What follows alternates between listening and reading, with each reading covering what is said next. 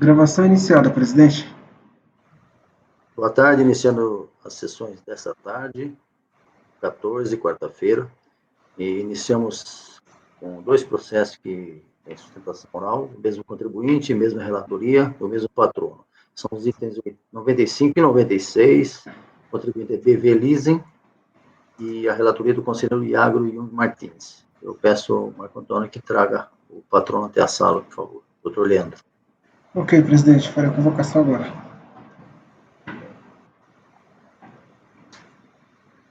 Item 95 e 96 da pauta. Doutor Leandro Cabral e Silva. Seu processo será julgado agora. Por favor, verifique a mensagem privada no chat. Item 95 e 96 da pauta. Doutor Leandro Cabral e Silva. Seu processo será julgado agora. Por favor, verifique a mensagem privada no chat.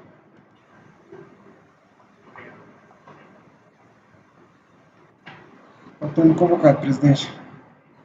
Muito obrigado.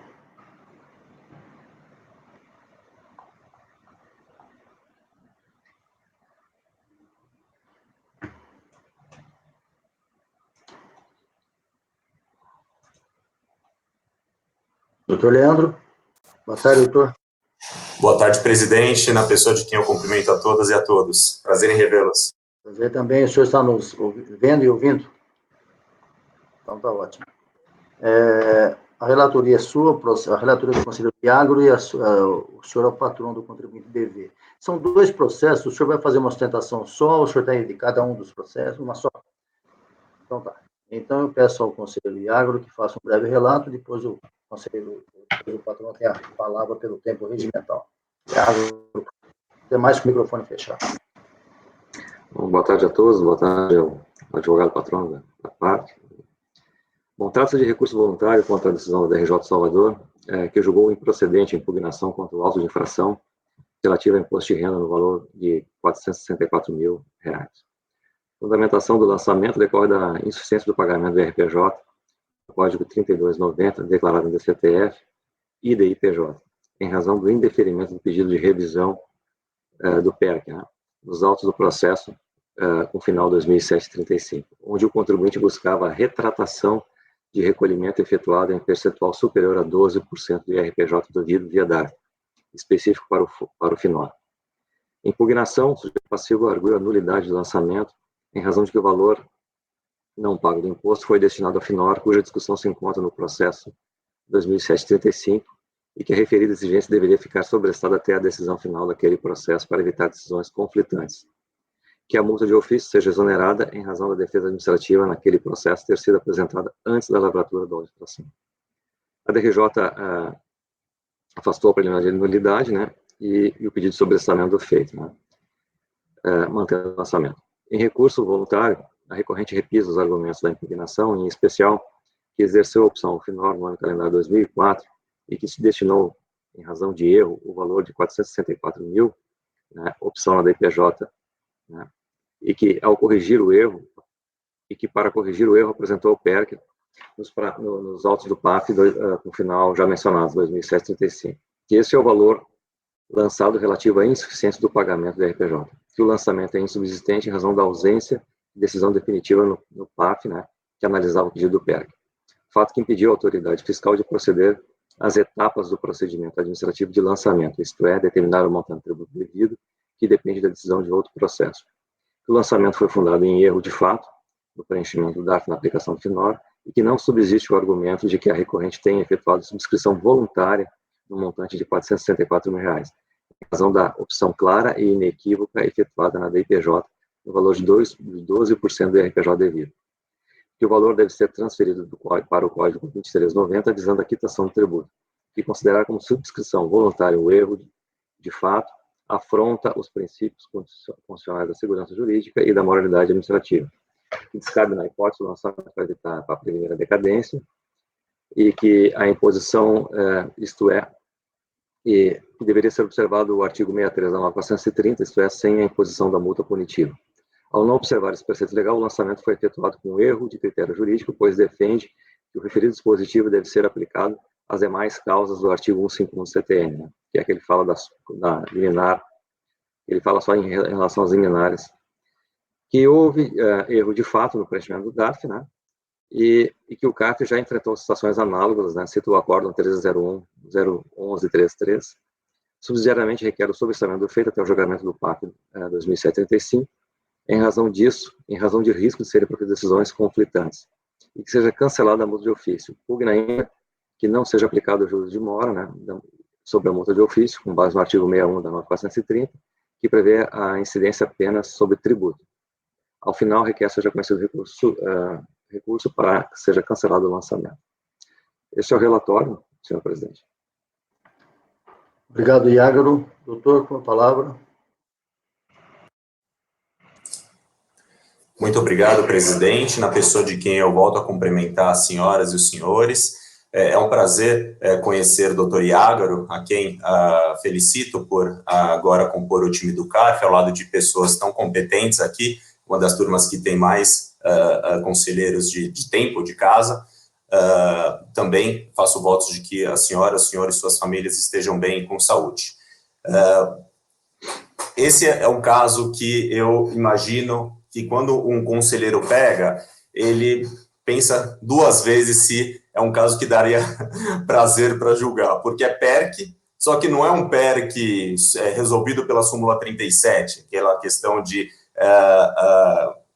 regularidade fiscal, é um PERC mais complicado, né? Aqui, de fato, temos dois processos onde se discute única e exclusivamente a destinação a maior de Alfinor, destinação essa feita via DIPJ e DARF específico, e essa diferença foi considerada um recolhimento a menor para o imposto de renda. Daí termos aqui, então, um processo de transferência, que a gente chama de transferência do excesso, do excedente, que aqui no caso é a diferença entre 12% e 18%, e já antecipo a explicação dessa diferença, é porque justamente no ano de 2004, que é o ano aqui envolvido, o percentual foi alterado, ou seja, até 3 era 18, para 4 era 12. E a empresa, por equívoco, fez o recolhimento de 18, digo, via DARF específico, e destinou ao FINOR, e a Receita Federal considerou, então, faltante essa parcela dos 6% para o imposto de renda. Então, a solução aqui, deste caso, senhoras e senhores, não necessariamente passará pela questão do PERC em si, mas sim pela possibilidade de reconhecimento do erro de fato, que foi comprovado nos autos, erro de fato esse, como disse, decorrente dessa mudança de percentual, dessa redução do percentual de 2003 para 2004, que foi de 18 para 12, corroborado pelo fato de na DIPJ do período ter sido indicado corretamente o percentual de 12%, tá? Ou seja, o erro está único e exclusivamente no DARF. Um segundo elemento para a formação da convicção das senhoras e dos senhores, o fato de este CARF já ter analisado um caso idêntico de empresa do grupo e ter dado provimento ao recurso para reconhecer o erro de fato e determinar a DRJ que reanalisasse o feito sob essa premissa, e a DRJ deferiu, julgou procedente a manifestação de inconformidade, reconhecendo que esse erro de fato, ele sim seria passível de solução na via administrativa, e determinou, então, a DRJ, a delegacia de origem, que fizesse a devida transferência desse valor para o IRPJ naquele processo, e com isso extinguisse o auto de infração. E o terceiro elemento que eu destaco às senhoras e os senhores é que esse é um caso típico de desjudicialização, ou seja, temos aqui a oportunidade de não mais dar sequência a um processo que já se arrasta, caminha há 12 anos, né, fruto de um erro do contribuinte provado nos autos. Ou seja, a solução parece ser possível na via administrativa. Então, fiz essa breve, não tão breve, colocação inicial, de 3 minutos, e vou pedir a licença para compartilhar aqui alguns slides, tendo em vista aí essas questões de fato. Peço a gentileza de confirmarem se conseguem ver a minha tela, por gentileza. Sim. Está perfeito. Tá ok, muito obrigado. Bom, então, caminhando aqui, primeiro, demonstrar aqui a relação entre três processos. Nós temos o PERC, propriamente dito, nesse primeiro, eu estou aqui no slide, nesse primeiro processo 1326, que não está em julgamento, tá? Esse PERC, ele foi solucionado em relação aos 12%, tá? Ou seja, o contribuinte já teve definido em seu favor a questão dos 12%. E aí, então, passamos para esse segundo processo, que é o lançamento, né, o auto de infração de RPJ dessa diferença, o item 95, e o item 96, que é o PERC, vamos dizer, enfim, que é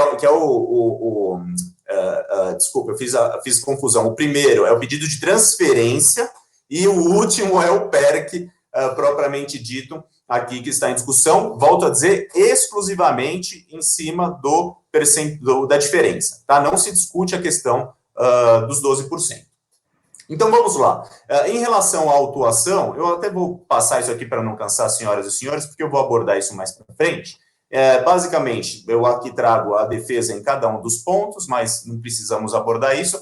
Vou direto para o objeto do auto de do processo 95, que é o auto de infração, em que nós começamos pela nulidade, pedido de nulidade do acórdão recorrido. Por quê?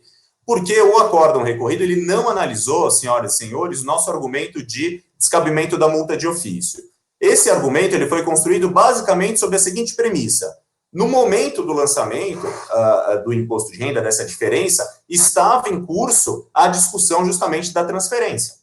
Ou seja, estava em curso uma discussão administrativa, um processo administrativo, que, mutatis mutandis, serviria para a suspensão da exigibilidade dessa diferença. E a lei é clara, o artigo 63 da 9430 é claro no sentido de que, havendo causa suspensiva do crédito tributário, o auto de infração, o lançamento de ofício, não tem multa.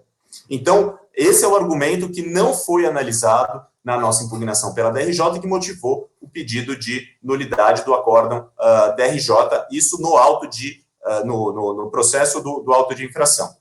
Aqui trazemos, como trouxemos no recurso, a jurisprudência do CARF sobre a nulidade de acórdão DRJ omisso em ponto relevante do deslinde, já que, ainda que mantido o auto quanto ao IRPJ, o afastamento da multa por natural é relevante. Então, pedimos o reconhecimento da nulidade do acórdão. E, no entanto, colocamos que o caso permitiria se superar essa nulidade em função do 59, parágrafo 3º do decreto 70235, que é o julgamento favorável no mérito, de modo a suprir, então, a superar essa questão da nulidade. E aí, então, caminhamos para o erro de fato propriamente dito, senhoras e senhores. Como disse no início, na ficha 36 da DIPJ do período, que é o ano calendário 2004, foi corretamente informado o percentual de destinação do final de 12%. As senhoras e senhores veem aqui com essa flechinha em vermelho, 12%, o valor 929, e logo aqui ao lado eu trago uma imagem do DARF com o cálculo de 18%, que eu trago aqui, nesse quadrinho aqui em cima, o cálculo a 18%. Então, vejam as senhoras e os senhores que o erro ele está comprovado pela própria obrigação acessória da DIPJ, ou seja, o contribuinte ele não quis, em nenhum momento, investir ou aplicar com recursos próprios, como se diz, esse percentual a maior, que sim destinar exclusivamente o percentual previsto na legislação de 12%, o que define e caracteriza como erro de fato essa diferença maior que foi destinada. Então, aqui temos a diferença em torno de 420 mil gerada por esse excedente de 6%, e a recorrente defende que o equívoco não poderia ensejar o tratamento do excedente do DARF com aplicação de recursos próprios, tampouco a cobrança dessa parcela como recolhimento a menor.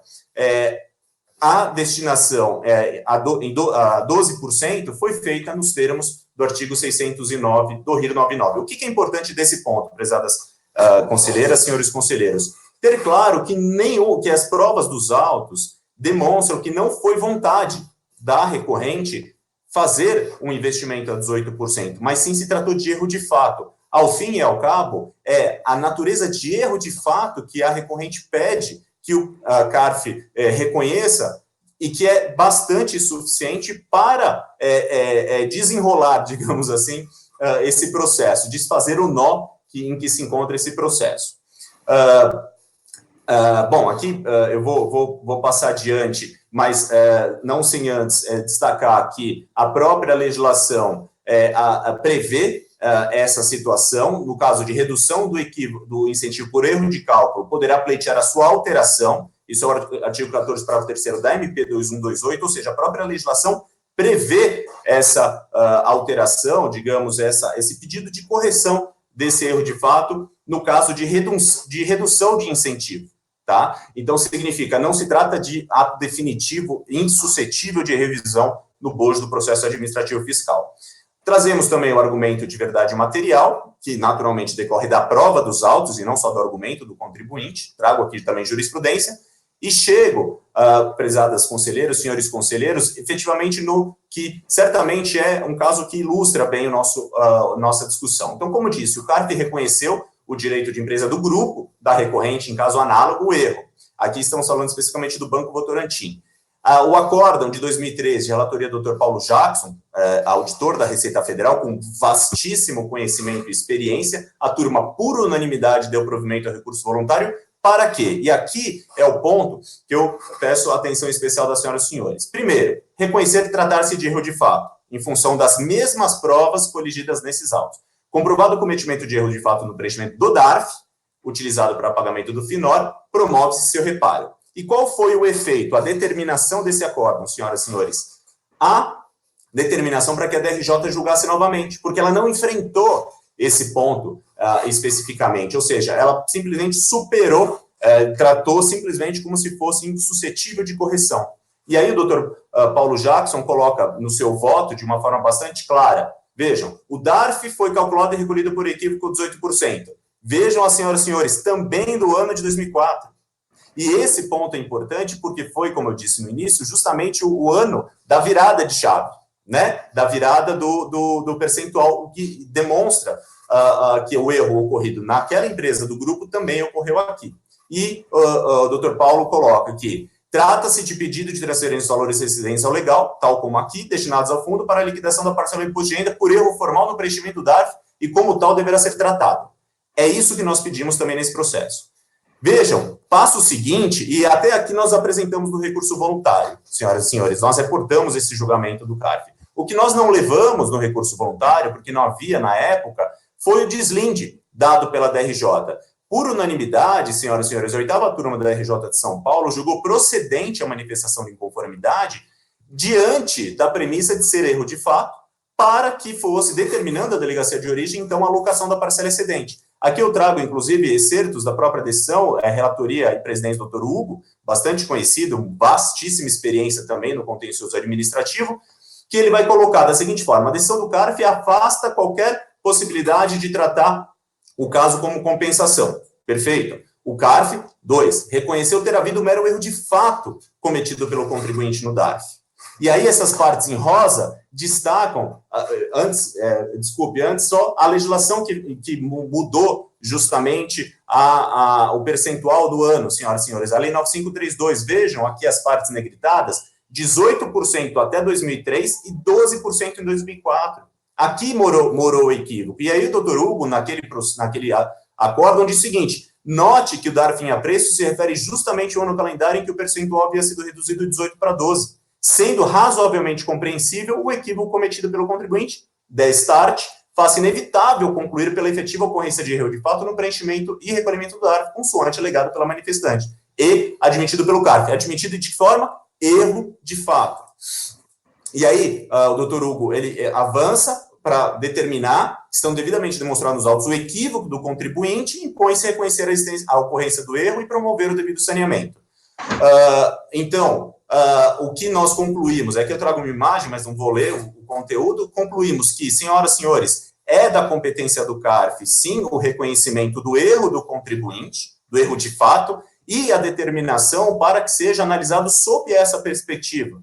E tendo feito, senhoras e senhores, isso em caso análogo, foi a Receita Federal que reconheceu o direito do contribuinte de não ser cobrado. Não foram conselheiros não foi uma turma paritária, mas sim a própria Receita Federal por unanimidade, senhoras e senhores. Colocando fim, então, num processo que também se arrastava há anos e evitando se judicializar algo que, evidentemente, o contribuinte tem razão por erro.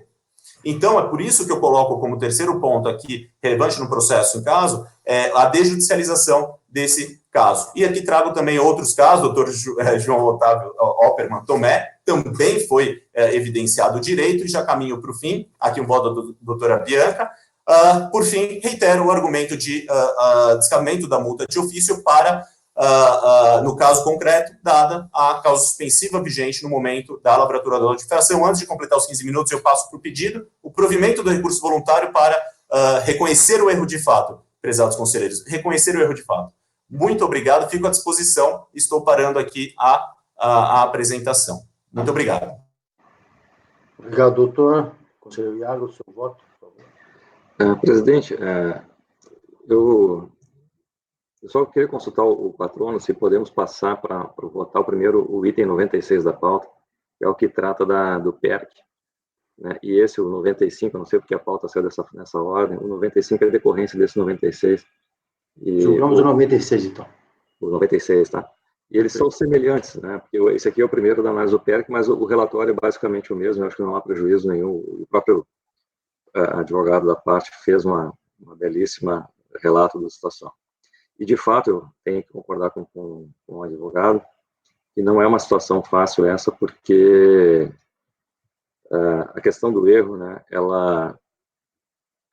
ele fica evidenciado, mas existe também, quando nós temos a possibilidade de corrigir esse erro dentro da esfera administrativa. E esse é o ponto que tomou muitas horas de reflexão para elaborar esse voto. Bom, vamos adiante, então. Conhecimento. O recurso é tempestivo, né, e por preencher os demais requisitos processuais deve ser conhecido. Quanto ao mérito, estou então do item 96. Tá? O litígio, né, em sede recursal, versa sobre a possibilidade de retificação do DARF, onde foi efetuado o pagamento do investimento incentivado FINOR, no Código 9344, em percentual equivocado de 18%, quando o correto era 12%. Busca a contribuinte, né, em última análise, repetir o valor da diferença e alocá-lo para a quitação do RPJ, que posteriormente foi objeto do lançamento nos autos do processo final 2008-90, que é o item 95. O despacho decisório, então, e a decisão recorrida, né, entenderam que o pagamento a maior, além do investimento incentivado previsto em lei, no caso, deve ser tratado como investimento espontâneo. O fundamento legal dessa posição encontra-se no artigo 4º, parágrafo 5º, 6º e 7º da Lei 9.532, que não vou repetir, não vou ler aqui, mas consta no voto. O primeiro argumento da recorrente, trazido apenas em grau recursal, mas que se analisa por considerar matéria de ordem pública, é de que o referido artigo 4º da 9.532 foi revogado pela medida provisória 2199/14 de 2001. De fato, o parágrafo 4º da Lei 9.532/97 foi revogado pelo artigo 17 da medida provisória 2058, e que, em seu artigo 3º, praticamente reproduziu o dispositivo revogado, conforme se verifica. A medida provisória 2128, de 2001 também, que foi a 9ª reedição da medida provisória 2058, não reproduziu o referido artigo 13, mas manteve a revogação do artigo 4º da 9.532 em seu artigo 17. Tal fato se deu por conta da revogação do artigo 1º da Lei 8.167, de 91, pelo artigo 50, né, inciso 18 da MP 2145 de 2001, atual artigo 32 da medida provisória 2156 de 2001, que previa a faculdade de aplicação do imposto de renda devido em fundos de investimento regional, entre os quais o FINOR. Por outro lado, a manutenção da opção pelos incentivos fiscais do FINOR e no FINAM para quem participe de sociedade com projeto incentivado permaneceu previsto no artigo 50, inciso 20, da medida provisória 2145, posteriormente regulado pelo artigo 32, 18 da medida provisória 2156 do SUDENE-FINOR e do artigo 32, 4 da medida provisória 2157 do SUDAM e FINAM, e novamente consolidados no artigo 18 da 2199 de 24 de agosto de 2001. Por aqui, senhor presidente, a gente já vê que esse assunto foi diversas vezes alterado e é razoável o erro do contribuinte. Em resumo, o conteúdo do dispositivo no artigo 4º da 9.532 permaneceu vigente até 25 de janeiro de 2001. Dessa forma, na data da lavatura dos partes decisórios, em 2008, a referida restrição legal, em especial a constante no artigo 6º do artigo 4º da Lei 9.502, isto é, de que os valores excedentes de investimento incentivado a que a pessoa jurídica tem direito destinados a fundos deverão ser considerados como subscrição voluntária não mais vigorável. Assim, sobre esse aspecto, assistiria a razão a recorrente. Todavia, como já mencionado, o cerne do litígio versa sobre a repetição de indébito do valor do investimento incentivado em valores superiores à alíquota de 12%, isto é, repetir o valor da diferença de R$ 464 mil e alocá-lo para a quitação de RPJ, que posteriormente foi objeto de lançamento nos autos do PAF 2008-90, final, que é o item 95 da pauta. Ou, nas palavras da recorrente, o recolhimento ao FINOR tem origem na exigência de saldo positivo do imposto de renda a recolher. Resta evidente que o excedente da destinação pode ser compensado com o IRPJ devido. A recorrente informa que a opção da DIPJ foi, que na opção da DIPJ foi informada corretamente, 12%, porque que o DAF preenchido e pago de forma equivocada, em 18%, pode ser retificado. Fundamento sua posição no artigo 14, parágrafo 3º da medida provisória 21/28. Invocando, né, o parágrafo 3º da medida, artigo 4º da medida provisória 21/28. Eu vou ler só o parágrafo porque ele é importante para nós compreendermos a situação. No caso de redução de incentivo por erro de cálculo, ou seja, no caso de redução de incentivo, o optante poderá pleitear sua alteração no prazo de 30 dias, contado a partir da notificação em processo próprio, cabendo à unidade da Receita Federal, com jurisdição sobre o domicílio do contribuinte, a apreciação de suas razões. O referido artigo não faz parte das reedições da medida provisória da referida MP a partir da medida provisória 21/28/10, de 25 de maio de 2001. Ainda que tal dispositivo permanecesse vigente no exercício de 2005, ele não se aplicaria ao caso concreto, mas à situação diametralmente oposta, isto é, a casos em que há erro praticado e resulte em investimento incentivado a menor, e só conhecido após a emissão do certificado. Explica-se. A situação do parágrafo 3º aplicar-se-ia apenas em razão de erro, por exemplo, pela apuração de valor de investimento incentivado ser inferior a 12%, hipótese em que o contribuinte poderia complementar o incentivo sob pena do valor da opção ser tratado como imposto. Tampouco é possível a retificação do DARF nos casos em que o produto da arrecadação é destinado a terceiros. Sobre esse ponto, a IN da Secretaria da Receita Federal, né, 672/2006, assim normatizou. Na mesma linha, o artigo 74, parágrafo 12 da nota 430, que trata de créditos passíveis de restituição ou ressarcimento para utilização e compensação, estabelece que não se considera declarada a compensação lacerada em crédito que não se refira a tributos e contribuições administrados pela RFB. No mesmo sentido, são as vedações constantes nas instruções normativas que tratam sobre restituição, compensação, ressarcimento e reembolso no âmbito da Secretaria da Receita Federal, atual IN RFB 1717, que possui a seguinte redação. A motivação para a impossibilidade de retificação do DARF ou para a repetição de indébito é a mesma. A ausência de competência da Secretaria da Receita Federal do Brasil para administrar valores destinados a terceiros, sejam instituições ou fundos como o FINOR. Nessa linha, registra-se a posição da ilustre conselheira Giovana Pereira Paiva Leite, relatora designada para proferir um voto vencedor no acórdão 1301-004-335, que pela identidade fática adota como razões complementares de decidir. Eu vou ler só a partezinha, uma parte aqui da decisão dela. Ainda que não tivesse sido a vontade do contribuinte destinar 6% de excedência final, não é possível ao CARF determinar a retirada desses valores do fundo e destiná-los à compensação de lançamento do RPJ, mormente quando a legislação determinava que os valores excedentes seriam considerados como contribuições voluntárias. Eu vou para o terceiro parágrafo da decisão dela. Em se tratando de recurso próprio do contribuinte, o qual foi destinado ao FINOR, esta parcela não pode ser considerada como natureza tributária. Além do que não poderia a Receita Federal, sem anuência do destinatário da verba, emitir parecer no sentido de que a subscrição teria sido indevida. Apenas o gestor do fundo, neste caso o BNB, é que poderia autorizar a devolução desses valores à empresa. A Receita Federal não tem competência para decidir sobre a destinação dos valores depositados para o FINOR. Nesse sentido, ela transcreve, né, trecho de decisão proferida no agravo do RESP, proferido pelo STJ. Em suma, o STJ findou que não por não conhecer o recurso especial e manteve incólume a decisão do TRF da segunda região, que negou o provimento à apelação da recorrente, que pretendia compensar valores excedentes destinantes ao FINOR com o IRPJ devido à Receita Federal, com o argumento de não ter cometido, né, de ter cometido um equívoco no momento em que recolheu os valores para aquele fundo. O acordo atacado reconheceu que os valores excedentes destinados ao FINOR não tinham natureza tributária e não poderiam ser compensados com o IRPJ. Então, senhor presidente, sim, consciente do erro, da verossimilhança do alegado erro pelo contribuinte, em razão da ausência de competência da administração tributária, eu voto no sentido de negar provimento do recurso unitário. Em relação ao processo o item 96. Né?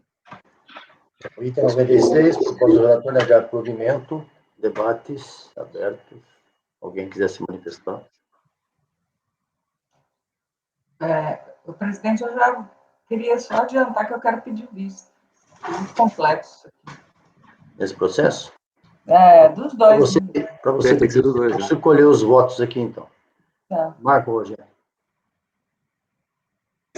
Presidente, é uma matéria sui generis, eu estava pesquisando aqui contra o relator e até o patrono estava expondo, e tem posições para todos os lados, mas eu achei bem interessante, e pelo que eu pude pesquisar aqui, eu entendo também que não foge da competência da Receita e vou acompanhar o relator no excelente voto, bem posicionado a respeito. Conselheiro Pagano.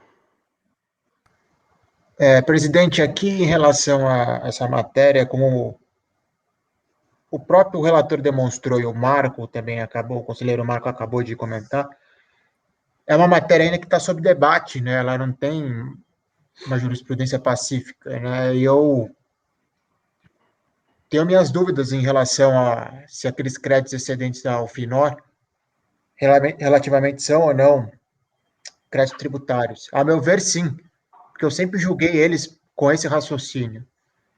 Então, aqui eu vou abrir divergência no sentido de acatar a tese contrária ao relator, a jurisprudência apresentada, inclusive, pelo patrono, para entender que ele tem direito ao crédito, né, e possivelmente prossiga no processo a compensação. Então, eu abro divergência. Já também sabendo que a Júnia vai pedir vista. Perfeito, Pagano, obrigado. Carmen? Acompanhe o relator. Júnia, vista concedida para você. Quer se manifestar? Não. Vista concedida à conselheira Júnia. Item 95, Iágaro. Não quero manifestar ainda, não. Eu preciso estudar isso aqui. Perfeito, já disse que você vai se manifestar. Iágaro, item 95. Ok. É basicamente a mesma... Tá, eu vou só... A recorrente alega que houve erro de procedimento, né? Ela tem uma prejudicial aqui que eu tinha esquecido. Bom, quanto ao conhecimento, então, o recurso é tempestivo e preenche os demais requisitos. Tem uma prejudicial de mérito, que era em relação ao PAF que acabamos de relatar, né? Naquele processo restou decidido, então, item parágrafo 12, tá? Naquele processo restou decidido sobre a impossibilidade de retificação do DARF ou para a repetição do débito é a mesma, ou seja, a ausência de competência da Secretaria da Receita Especial da Receita Federal do Brasil para administrar valores destinados a terceiros, sejam instituições ou fundos, como o FINOR, e que, por conseguinte, os valores pagos a maior são aplicações de recurso próprio, sendo a opção irretratável. Aí eu citei aqui, nessa prejudicial, o voto da conselheira Giovana, né? Então, para concluir que resta prejudicado o argumento de erro de fato no preenchimento do DARF, né? E também visando a quitação tributo objeto do lançamento neste processo, razão pela qual deve ser mantida a exigência do RPJ. Quanto ao mérito, então, a recorrente alega que houve erro de preenchimento por ocasião do lançamento do RPJ em razão da ausência de decisão definitiva do PAR. Fato que impediu a autoridade de proceder às etapas do procedimento administrativo de lançamento, isto é, determinar o montante de tributo devido, que depende da decisão de outro processo. Quanto a esse ponto, não procede o argumento. O fato que motivou o lançamento era certo e determinado, isto é, a insuficiência de pagamento de RPJ pelo sujeito passivo, previsto no artigo 841, inciso 4 do então Regulamento do Imposto de Renda, RIR 99. Diante da infração, compete à autoridade lançadora, no 142, efetuar o lançamento de ofício. Alega ainda a recorrente que, em caráter subsidiário, que o lançamento deveria ter observado o artigo 63 da 9430, isto é, sem imposição de multa punitiva. Ao não observar esse preceito legal, o lançamento foi efetuado com um erro de critério jurídico, pois defende que o referido dispositivo deve ser aplicado às demais causas do artigo 151 do CPM. Cito aqui o artigo 63. Em nada, a hipótese legal se assemelha ao litígio desse processo. O lançamento não decorreu de hipótese suspensiva, prevista no inciso 4, liminar em mandado de segurança, e 5, liminar em tutela antecipada em outras espécies de ação judicial, mas de simples verificação de o sujeito passivo ter efetuado com inexatidão o pagamento do IRPJ devido. Requer ainda recorrente que seja cancelada a multa de ofício, cada juros de ofício com base no artigo 61 da 9430, que prevê incidência apenas sobre tributos. Sobre a multa de ofício, como se trata de lançamento com base no artigo, como não se trata de lançamento com base no artigo 63 da 9430, que dispensaria seu lançamento, a situação prática se subsume a hipótese prevista no artigo 44.1 do mesmo diploma legal. Dessa forma, mantido o lançamento do RPJ em razão do indeferimento do pedido de retificação do PERC, onde se buscava a repetição de indébito de parte do pagamento destinado ao FENOR como investimento voluntário, há de ser mantida a imposição da multa de ofício por expressa previsão legal do percentual de 75%. Quanto à imputação de juros sobre a multa de ofício, o assunto resta acumulado pelo CARF e, portanto, de observância vinculante, com base na súmula 108. Por conseguinte, então, a conclusão diante do exposto, em razão do decidido, ou do voto encaminhado no processo no final de 2007-35, onde restou meu voto sobre a impossibilidade de retificação do DARF relativo a investimento junto ao FINOR ou para repetição de indébito de parte desse pagamento, voto no sentido de negar provimento ao recurso voluntário apresentado pelo sujeito passivo e manter a exigência do IRPJ, multa de ofício e juros moratórios sobre a multa. É como voto. Obrigado, Iágaro. Alguém quer se manifestar? Você vai pedir vista também, Júnior, nesse? Também. Então, votando. Marco? Acompanhe, presidente. Pagano? Eu vou, por coerência, eu vou pela divergência, Eu entendo que no outro processo há a possibilidade de retificação do DARF, conforme a jurisprudência apresentada pelo patrono. Então, nesse aqui eu vou divergir também. Perfeito. Presidente, Sim. desculpe interromper, mas eu presumo que o patrono levantou a mão lá. Tá pedindo Eu a palavra. não vi. Deve ter sido. Patrono, pois não. Matéria de fato. Isso, eu não quero, eu posso fazer depois a votação, presidente, não quero interromper. Não, mas tudo bem, é uma matéria de fato relevante? Sim. É que, na verdade, eu estava com a mãozinha levantada do outro caso. Eu prefiro falar depois dos senhores para não atrapalhar. Pode ser? Sim, mas de qualquer maneira, nós já proclamamos o resultado do primeiro processo. Tá? Sim, não tem problema. Para ficar registrado. Perfeito, então tá bom. O senhor fala depois, então. Carmen? Acompanhe o relator. Vista para Júnior no próximo segmento. É isso, Júnior? Tá bom. Vista considera o jogo. Agora, desculpe, doutor, eu não tinha... Pois não. Eu que peço desculpa, doutor Paulo. São dois pontos de esclarecimento de fato. De fato, nesse voto da doutora Giovana, é interessante verificar, e aqui eu me reporto ao voto do relator no caso anterior, e que também tem efeito sobre esse, que a premissa da doutora Giovana é se tratar de recurso próprio, que justamente foi afastado, se eu entendi direito no voto do relator, por não haver regra vigente no período. Então, no voto da doutora Giovana, ele parte todo da premissa de ser um investimento com recurso próprio, o que aqui foi afastado pelo voto do relator. E o segundo ponto, vejam, isso é muito importante, uma questão de fato também. A doutora Giovana, ela analisa a competência do CARF de determinar a alocação de recurso. Não é isso que nós pedimos. O que nós pedimos é o reconhecimento do erro de fato. E se for conduzido, como no outro caso, um novo julgamento de DRJ. Então, só para deixar claro que o objetivo não é que o processo termine aqui no CARF com a determinação de realocação ou compensação, mas sim que se reconheça o erro de fato. Muito obrigado, presidente. Obrigado, doutor, pelos esclarecimentos. Julgamentos encerrados. Uma boa tarde, doutor. Vista concedida, conselheira Júlia. Ok? Boa tarde, saúde à senhora, o senhor e suas famílias. Até breve. Um abraço. Obrigado. Continuando, não temos mais sustentação nessa tarde. Eu não sei que o Marco Antônio tenha conseguido contato com aquele patrono de ontem. Marco, tem alguma informação? Presidente, eu passei aqui para a Poliana e ela está tentando entrar em contato com ele, tá? Aí se ela tiver alguma notícia, aí eu falo para o senhor no intervalo, qualquer outra ocasião. Vamos tentar que ele possa fazer a sustentação que ele requeriu e não conseguiu, mas tudo bem, vamos aguardar. Perfeito, então voltamos à nossa pauta, o item, essa tarde, item 83, Marco, é da sua relatoria.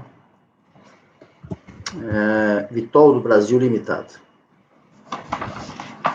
Ok, Marco? Então, pode começar.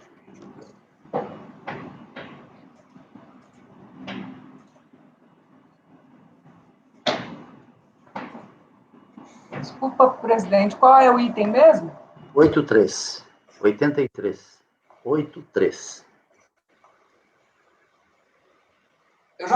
Presidente, eu vou tomar a liberdade de, puxando a minha memória esse voto, porque até eu refleti muito sobre ele, e foi um voto assim que eu cheguei a refazer algumas vezes o final dele.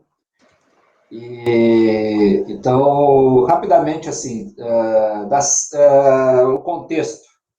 Houve um procedimento fiscal, tá, em amplo espectro, de várias matérias, e no meio do procedimento fiscal, o fiscal direcionou para algumas questões de notas fiscais e lavrou o auto de infração, glosando 2 notas fiscais. São, na prática, notas fiscais complementares de operações de entrada. Tá?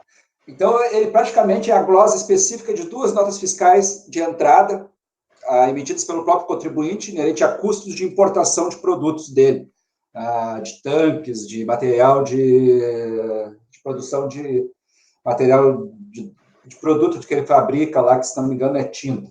Tem um detalhamento nos autos. Solventes, tanques de solventes. Então, eu faço uma análise desses documentos, etc. Então, eu faço uma síntese dos fatos aqui, a decisão da DRJ, o contribuinte traz uma série de documentos, umas 100 e tantas folhas de documentos na impugnação, para justificar a emissão dessas notas fiscais complementares. Só que não bate, não é que não bata, as informações são parciais. Eu comento isso no meu voto e já vou para a leitura dele. Então, ele tem uma nota fiscal de um serviço lá de 100 mil, ele diz que desses 100 mil, uma nota fiscal de um terceiro, 20 mil foi para a nota fiscal de entrada que ele emitiu tanto, 50 mil para outra nota fiscal de entrada que ele emitiu tanto, e joga isso no custo.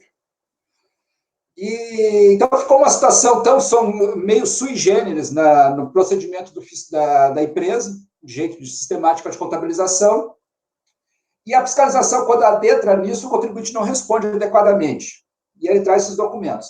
A decisão da DRJ, ela vai numa linha que eu não concordei, já antecipando, de que ela vai no regulamento do ICMS, que ele não poderia ter emitido essas notas fiscais complementares. Mas eu prefiro superar isso e ir para a verdade, a busca da verdade material, se essas notas são válidas. Então, na peça recursal dele, então, em linhas gerais, é isso aí. Daqui a pouquinho eu vou para os votos e eu tenho ali a minha síntese também, que resume todo o relatório, que eu faço ali, costumo fazer. Que eu já comentei antes, é um voto que eu sopesei muito, refleti muito, tá? É aquelas matérias assim que já antecipando, eu vou propor no final, no mérito, baixar a diligência. Porque nesse caso aqui eu entendo que cabe uma diligência para deslindar melhor a matéria. Mas vou lá partir ao voto. Primeiro tem uma alegação de nulidade. Eu até achei interessante isso e resolvi me deter nos autos para ver o que aconteceu. E aí eu me fraguei. Depois que a gente acha a resposta, vê o óbvio, né? Então, o contribuinte alega que há uma ausência das folhas 350 e 520 nos autos. Aí eu me dei o trabalho de destrinchar o processo, nem vocês estão vendo lá na folha 7, tem uma tabela, e, na realidade, foi mera questão de... Não é que sumiu as folhas. Boa parte, a impugnação do contribuinte praticamente foi digitalizada frente e verso. Então aí acabou, na cópia física da época, um processo digitalizado, na época, a numeração era só na frente, da cópia física, só que no processo de digitalização, digitalizou frente e verso, contava 2 folhas digitais. E aí, por isso que sumiu, entre aspas, essas folhas. Não é que eles sumiram, apenas houve a contagem de duplicidade em relação à física. Então, o contribuinte alega que sumiu, que isso aí não saberia o que estaria nessas folhas, defesa. Aí eu montei essa tabelinha, peça por peça, explicando. Então, na realidade, eu rejeito essa nulidade de cessamento de defesa que ele traz aos autos, por conta desse detalhe aí que eu estou explicando. Vamos ao mérito. Eu vou tomar a liberdade de ler aqui, presidente, até para... No mérito, o contribuinte alega que a emissão das notas fiscais complementares observou o regulamento ICMS. E eu não contradito isso. Está bem claro para mim. A decisão do DRJ diz que não respeitou. E só que eu acho que a decisão do DRJ recorreu a uma outra matéria, mas o que nem o contribuinte alega bem, propriamente, na peça recursal, que ele seguiu lá uma outra discussão lá da missão. E procura demonstrar a vinculação dos custos incluídos nas notas fiscais complementares número 200 e 282. São as 2 notas fiscais glosadas. Complementares das notas fiscais 273, 275 e 277, bem como demonstrar os custos incorridos em 2005 e que não foram utilizados como despesas operacionais. E, adicionalmente, enfatiza os aspectos de necessidade, normalidade e usualidade dos custos incorridos. Entendo que cabe uma análise dos elementos constantes no autos antes de proferir qualquer juízo de valor a respeito de sua alegação. No termo de constatação, número 80, folha 86, de uma folha, tá? Eu analisei todo o procedimento fiscal, tá? Eu acho que, às vezes, esse mês, assim, esses meus votos, eu me dei o trabalho de olhar todo o processo. Depois eu não sei porque a gente recebe menos horas para olhar o processo inteiro. Mas eu olhei todo o procedimento fiscal e tentei entender todo o procedimento de intimação. E eu acho que eu vou comentar logo à frente que o contribuinte deixou de responder algumas questões de intimação. E por isso até o fiscal partiu para essa glosa, entre aspas, um pouco simplificada de explicações. O contribuinte não trouxe as provas no procedimento fiscal, ele trouxe em fase de impugnação. Então, às vezes, o contribuinte chega lá cheio de razão no processo administrativo, mas se ele fosse tão cuidadoso quanto no procedimento fiscal, poderia ter evitado isso. Só uma pequena crítica, tá? Mas eu sempre vou respeitar a verdade material, não se preocupe. No termo de constatação, folha 86, de uma folha, consta o seguinte para a descrição dos fatos inerentes ao auto de infração. Aí o fiscal diz, estou glosando tais notas por falta de comprovação. Basicamente é isso, detalhado pela autoridade fiscal para justificar a glosa efetuada. Durante o procedimento fiscal, de específico autuado, a autoridade intimou, intimação número 6, o contribuinte a documentar o lançamento da conta 331 no valor de 221. Tal lançamento envolve a nota fiscal 282. Presumo que a nota fiscal 280 seja associada à mesma operação, análise mais genérica, que ele pediu vários detalhamentos de lançamentos contábeis, de contas contábeis. E se foi colocado todos os documentos de resposta nos autos, o contribuinte não respondeu quase tudo no procedimento fiscal. Ambas as notas fiscais foram anexadas aos autos, como resposta à intimação fiscal, provavelmente extraída de um conjunto de notas fiscais que foram respondidas às intimações fiscais. Aí ficou meio capenga também, porque não se sabe se o contribuinte respondeu tudo, porque eu gostaria de ter dado uma olhada a mais nas contas contábeis que ele olhou, e ele só coloca especificamente nessas 2 notas fiscais, a autoridade fiscal. Então, eu acho que tem falhas, assim, falta de um pouco de transparência maior dos 2 lados. Aí eu comento sobre a intimação.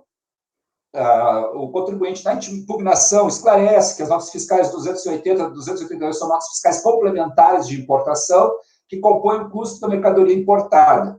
Corresponde a despesas aduaneiras incorridas na importação de tanques de solventes adquiridos da Vitol SA, sediadas na Suíça, fornecidos pela ESSO, tal.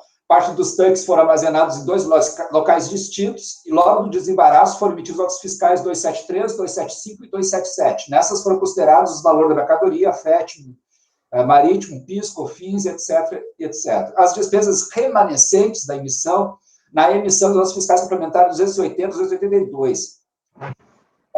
E o contribuinte, na sua impugnação, salvo engano, nem colocou, ele coloca essa tabela aqui, olha, a nota 280 foi baseada nas seguintes despesas, e ele traz o comprovante dessas despesas. Só que esses comprovantes da despesa não estão nesses valores, eles estão em valor maior, e ele alega que essas despesas, eu vou citar uma nota ali, a diferença foi apropriada na nota 272, na outra na 273, aí ficou uma confusão, porque não dá para saber se realmente está comprovado ou não. Em nenhum momento a autoridade fiscal ou o próprio contribuinte demonstra isso nos autos. Então, eu vou partindo aqui na análise, tá? Ali no finalzinho da folha 9, na análise da sua resposta, os elementos que comprovam as despesas inerentes aos fiscais estão nas folhas 211, já em impugnação, demonstrando ito por ito com a respectiva comprovação. Só que aqui eu já vou pulando aqui para simplificar o raciocínio. A DRJ denegou porque entendeu que, eu comento isso, porque a decisão da DRJ entendeu que o regulamento do CMS não previa isso, só que o contribuinte rebate isso com ênfase, tá? Então, eu vou lá direto agora ali. Contextualizando as alegações do contribuinte, tanto em impugnação e reforçadas em recurso voluntário, com os elementos constantes dos autos, entendo que há necessidade de verificar maiores informações para apurar quem tem razão. Explico. Os elementos de folha 211 a 310 são os documentos que ele trouxe em fase impugnatória para comprovar a emissão das notas fiscais complementares. Procuro dar o substrato material às notas fiscais de entrada glosadas, 280 e 282. Contudo, traz informações de outras notas fiscais emitidas em nome da recorrente, tá? Que estão apropriadas segundo suas próprias informações de forma proporcional entre todas as notas fiscais em questões, 273, 275, 277, 280 e 282, sendo essas duas últimas glosadas em motivo da autuação fiscal. Exemplificando, aqui que eu venho o exemplo. Em folha 214, temos uma nota fiscal emitida pela Granel Química Limitada, cujo beneficiário é o contribuinte, nota fiscal 36.807, emitida em 13 de 12 de 2004, no valor de 143 mil, em que ele alega, conforme tabela a folha 213, que na nota fiscal 200 apropriou apenas parcela deste valor, 33.404, sendo que o restante do valor seria apropriado pela nota fiscal 273. Já teríamos uma confusão de qual período apropriado deste custo, 2004 ou 2005. Eu não entendi adequadamente por que ele não pegou essa própria nota fiscal da Granel e lançou como custo. Até porque ela foi recebida anteriormente a ele emitir uma nota fiscal de entrada. É isso que eu fiquei com essa pulga atrás da orelha nos autos. Por que ele precisou lançar como custo uma nota fiscal de entrada, aonde é rateado várias despesas de várias notas, e inclusive notas que ele já tem, ele recebeu, mas recebeu bem anterior a emitir a primeira nota fiscal de entrada, para justificar o custo. É isso que eu não entendi muito nos autos. Então, ficou uma confusão. Então, exemplificando, então vou terminando aqui. Já teríamos a confusão. Ele tem uma nota fiscal dessa Granel aí, por exemplo, química, que foi emitida em 2004. O ano calendário glosado em 2005. Será que ele já não aproveitou? Aí começam as dúvidas da minha parte. Será que ele já não aproveitou isso em 2004? Será que ele está com razão e aproveitou isso quando emitiu a nota fiscal complementar de entrada, lá, salvo engano, em março de 2005?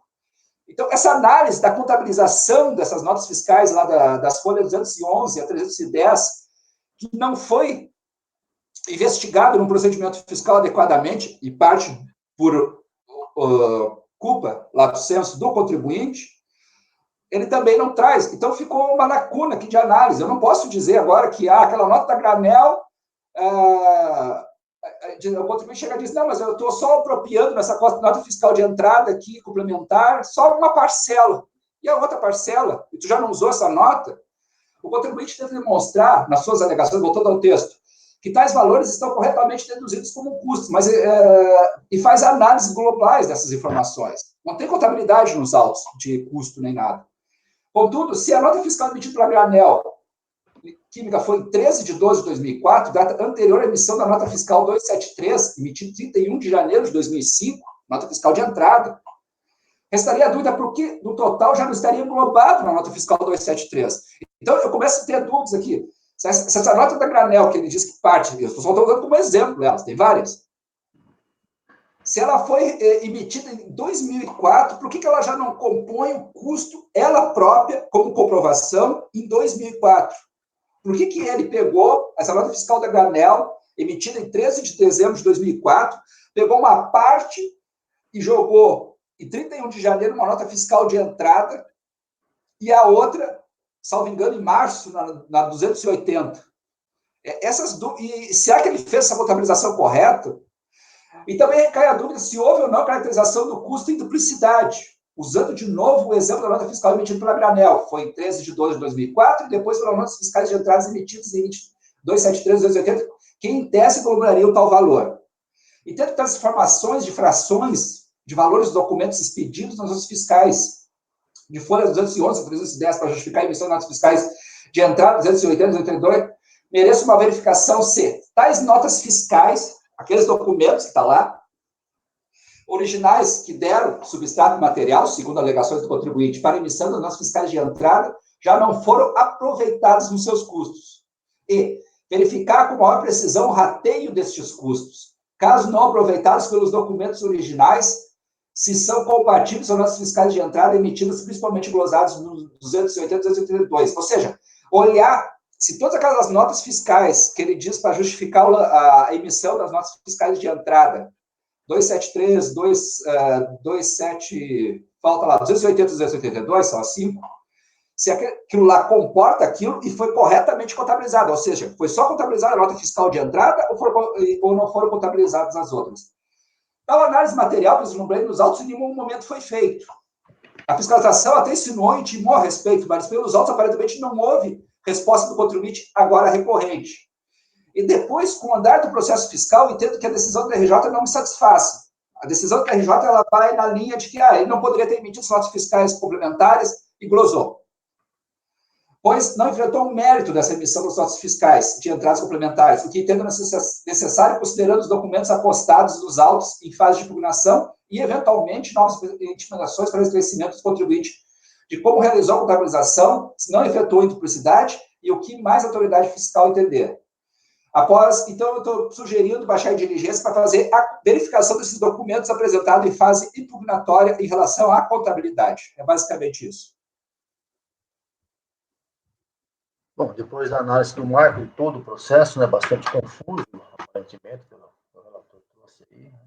As informações são desencontradas, mas sempre buscando a verdade material, a proposta, até para fazer uma melhor instrução processual, a proposta dele é converter em diligência. Alguém discorda? Quer se manifestar? Só uma dúvida que eu fiquei com várias, né, Marco? Eu também fiquei com várias. Mas, assim, quando você faz você elenca o quadro ali da nota fiscal 280, 232, eu lendo ali, eu já tinha concluído que se tratavam de coisas diferentes, entendeu? Seriam custos diferentes. Eu até achei que estava indo para dar provimento, por isso que eu... Não, eu hei de ser sincero. No primeiro momento, eu estava nesse caminho de dar provimento, quando eu olhei o auto como um todo. Só que, se tu procurar ali, por exemplo, vamos pegar aquela quadro da 280, tá? Esse é o problema que eu encontrei aqui.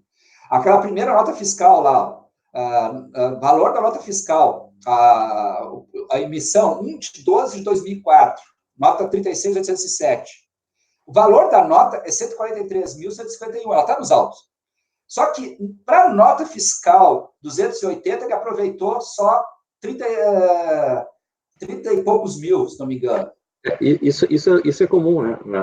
O que acontece? O sujeito faz uma importação e, às vezes, o armazém, às vezes, ele contrata para um processo de importação todo. E ele vai fazendo o desalongamento de cada mercadoria e vai alocando os custos conforme ele vai lá e tira uma parte da mercadoria que está no armazém, depois ele tira outra. Então, o custo todo do armazém ele vai apropriando conforme as despesas. Mas eu concordo que isso não está claro no processo. Né? Eu refleti muito sobre isso e concordo contigo. Eu entendo que ele explica isso na peça recursal e na impugnação. Sim. Tá? Procurando até mais detalhes, eu procurei, esse processo aqui eu refleti bastante, e de confessar. Eu olhei ele, procurei olhar com atenção, não tem maiores detalhes. Só que eu ia dar provimento, em parte, só que eu fiquei na dúvida, será que foi devidamente contabilizado? Porque em nenhum momento isso está nos autos. Essa é a minha dúvida. O contribuinte, só tem a visão do contribuinte aqui. Tá? As alegações.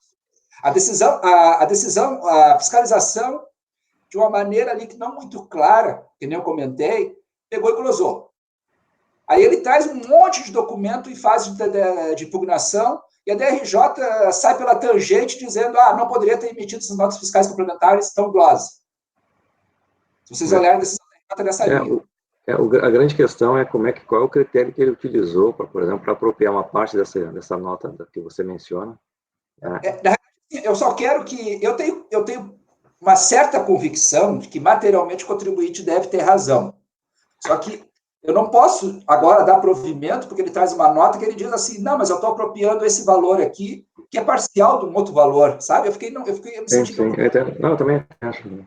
Eu gostaria que a fiscalização fosse lá e olhasse se... Primeiro, se não tem duplicidade, tá? Provavelmente não. Eu acredito na boa-fé do contribuinte. E segundo, se aquele rateio ali entre as notas 273, 27, sei lá, me lembro os números agora, está adequado e foi devidamente contabilizado. É só isso que eu gostaria. Até para a unidade também dar uma olhada no que fizeram aqui também, né? Ok. Esse problema de rateio de custo é um problema sério, né? Tem que saber mesmo como é que... Só a fiscalização que tem condição de ver isso aí lá, porque qual é o critério de rateio, que tem que ter dotado um critério lógico, né? Então, não dá para saber. Se a fiscalização do lançamento não fez, como é que vai saber agora? Tem que ir lá. A primeira versão desse voto era dar provimento, tá? Até eu sigo uma certa linha, inclusive tinha umas 2 folhas a mais escritas dando provimento. Aí eu fiquei, quando eu estava terminando esse voto, assim, eu fiquei muito com essa pulga na orelha, assim, não, eu acho que tem que checar isso aqui um pouco mais adequadamente. E antes de dar provimento, porque ninguém checou. A fiscalização, pelo menos, não traz nos autos. E a decisão da RJ sai pela tangente. Então, eu acho que esse processo aqui, antes de me decidir em caráter definitivo, merece a unidade lá dar uma reolhada nisso aqui. Propósito do relator, o relator não está com convicção do julgamento, acho que necessita mais informações, converter em diligência. Alguém discorda? Julgamento encerrado. Seguimos. Esse foi o item 83. O próximo item agora é 86, 8612. Relator Leonardo Luiz Pagano, são os embargos da Procuradoria da Fazenda Nacional. Pagano, item 86. E o interessado é a Unilever do Brasil.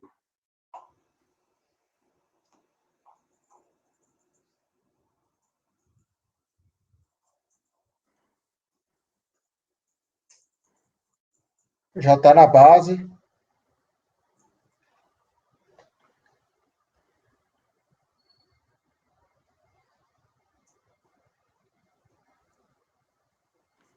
Pode ter o voto, Pagano. Bom, isso aqui é o embargo oposto pela Procuradoria da Fazenda. Na verdade, ocorreu um erro na digitação do valor aqui de uma das contas cujas quais nós demos provimento, tá? Então, a Procuradoria da Fazenda Nacional opôs embargos de declaração face ao acordo proferido pela segunda turma ordinária, que decidiu dar parcial provimento a recurso voluntário.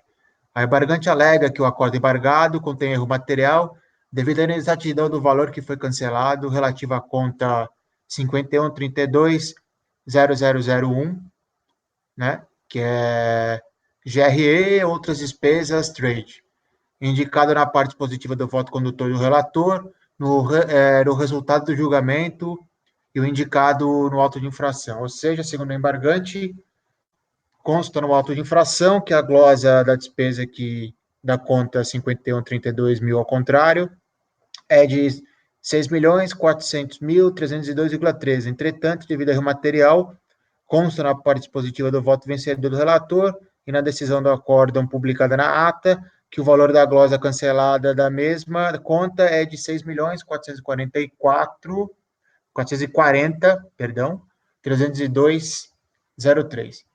Então, basicamente, o embargo é em relação a esse 4 aqui, que estava indicado na ata o valor de 6.400.000, e, na verdade, o valor correto é de 6.440.000. Vou passar o voto, presidente. Em relação ao erro material constante no resultado do acordo, entendo que essa é a razão embargante, eis que consta um equívoco no valor constante na decisão do acordo e na parte positiva do voto condutor do relator, devendo ser retificado para se adequar ao valor constante no auto de infração. Esse é um caso típico de erro na confecção do acórdão, que antes da edição do decreto 70.574 de 2011, poderia ser sanado por um simples despacho do presidente da turma.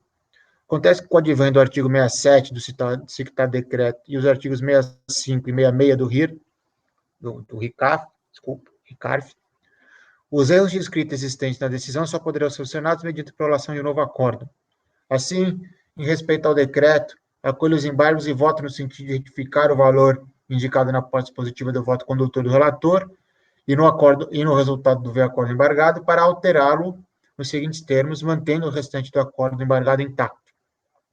Pois bem, o termo de encerramento na descrição da glosa das despesas que fundamenta o rol de infração indica o valor de 6.400.302,13 em relação à glosa da despesa da conta 51.32.0001. Aqui está conforme estamos vendo aqui. O auto de infração indica o mesmo valor de 6.400.302,13 em relação à glosa da despesa da conta 51.32.0001.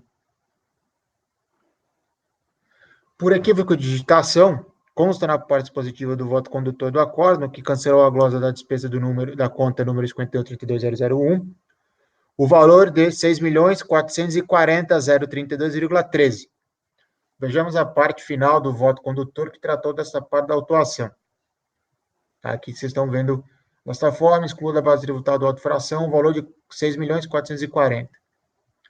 Desta forma, na decisão do acórdão embargado, registrado em ata, também foi equivocadamente indicado o valor de 6.440.302,13, ao invés do correto constante no auto-fração de 6.400.000.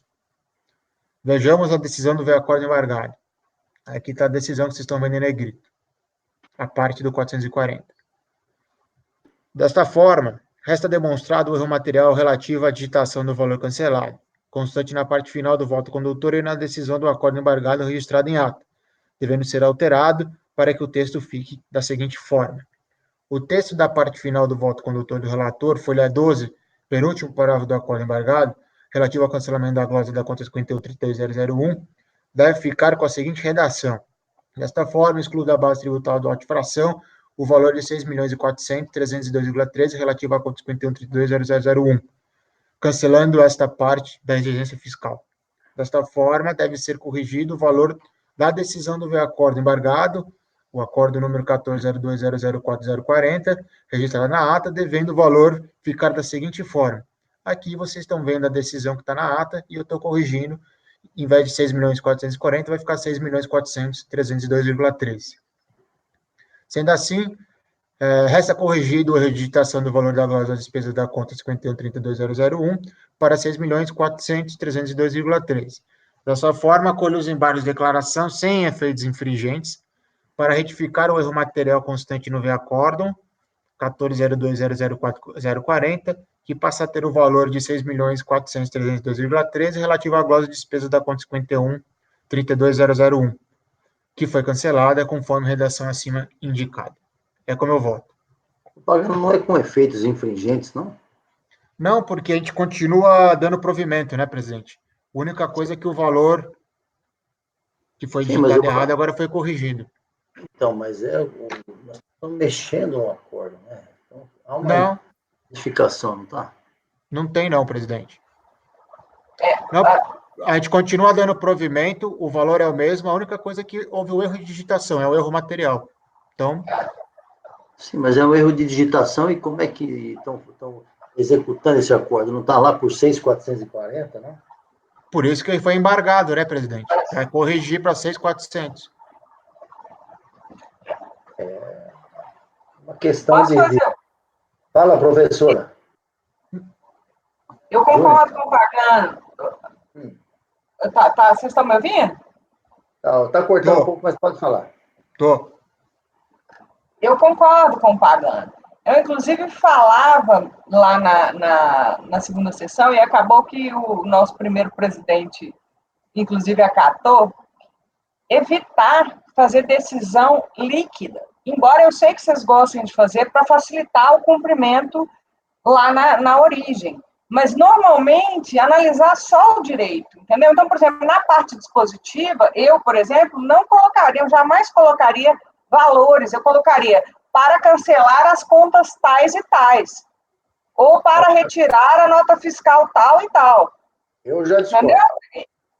Não é para... Eu concordo. A gente evita problemas, na verdade. Nós julgamos 150 acordos por sessão.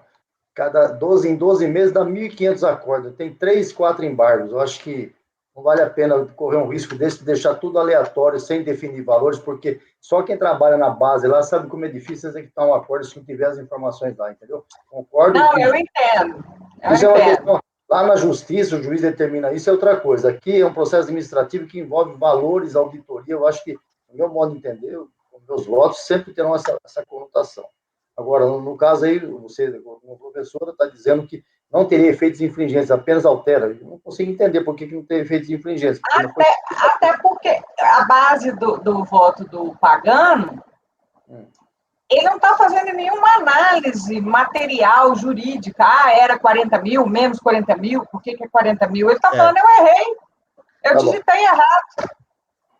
Então, sem efeitos infringentes, corrigindo a digitação, é isso? Alguém quer se manifestar?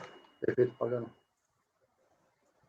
Ninguém? Então, unânime, acolhido e dado provimento, sem efeitos a retificar conforme a manifestação do relator e chancelado pela conselheira Júnia. Perfeito. Julgamento encerrado. Seguindo. Intervalinho, gente? Isso. Intervalinho de 5 minutos, Marco Antônio.